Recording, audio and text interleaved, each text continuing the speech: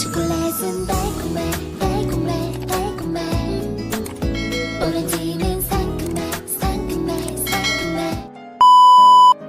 Halo teman-teman, kembali lagi bersama saya Esther Misa. Di video kali ini saya akan berbicara sedikit tentang dimensi kedua, yaitu kebijakan gereja. Gereja adalah bagian dari masyarakat dan gereja juga terpanggil untuk terlibat dalam mengatasi permasalahan yang sedang terjadi. Sebagai pelayanan misi sangat relevan dan dibutuhkan untuk menjawab dan mewujudkan Injil. Yesus Kristus menjadi realitas sekaligus memperbaiki persoalan atau kondisi masyarakat.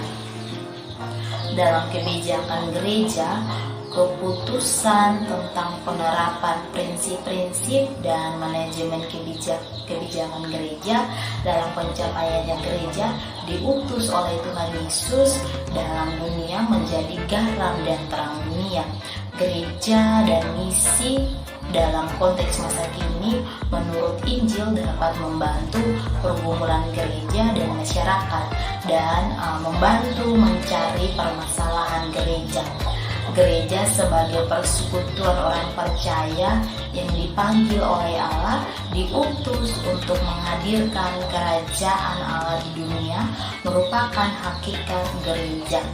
Gereja juga dikenal sebagai suatu organisme yang senantiasa tumbuh dan berkembang, dan gereja juga sebagai persekutuan sekaligus organisme perkembangan jemaat Kristen. Jadi teman-teman bisa baca dalam kitab Kisah Para Rasul pasal 2 ayat 41 yang hadir dari sebuah gerakan sosial keagamaan yang dipelopori oleh Yesus. Gereja dituntun selalu dinamis, menyampaikan perubahan-perubahan yang ada. Hal ini bertujuan agar gereja dapat menghadirkan damai sejahtera dari Allah untuk dunia.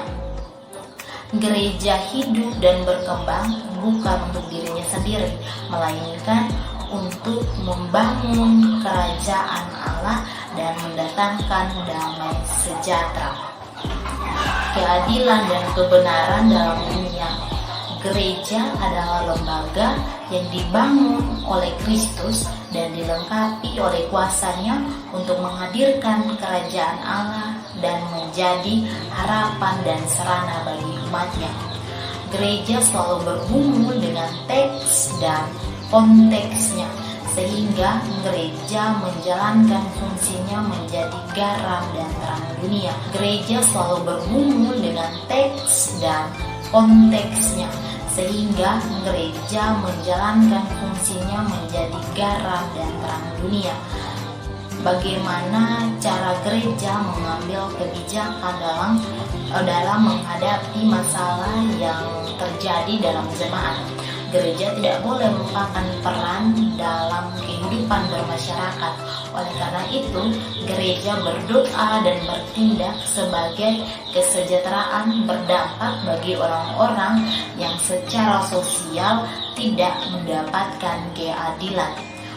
Kebijakan gereja atau kebutuhan terbaik yang dibuat oleh pimpinan gereja melalui sidang-sidang atau rapat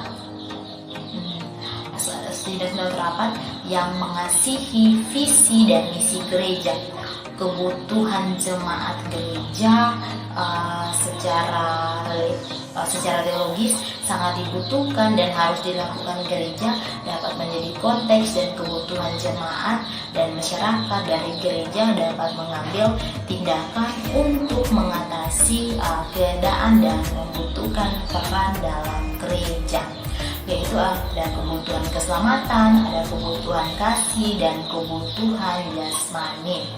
Keterpanggilan gereja dalam dunia merupakan tugas dan amanah agung dalam perkembangan tugas dan pelayanan. Gereja harus mampu menjalankan visi dan misi dari Allah kepada dunia.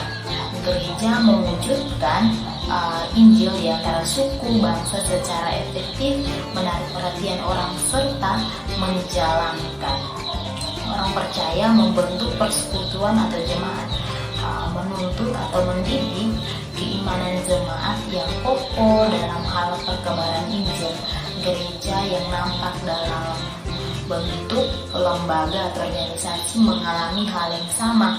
Tidak dapat dipungkiri bahwa dalam upaya mewujudkan panggilan dunia, gereja sangat tentu mengalami kendala dan hambatan.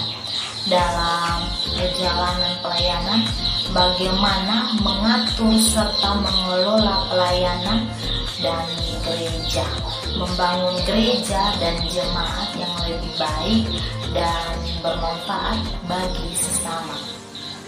Mungkin ini sekian penjelasan dari saya mengenai dimensi kedua. Sampai jumpa di video berikutnya. Salam sehat buat kita semua. Shalom.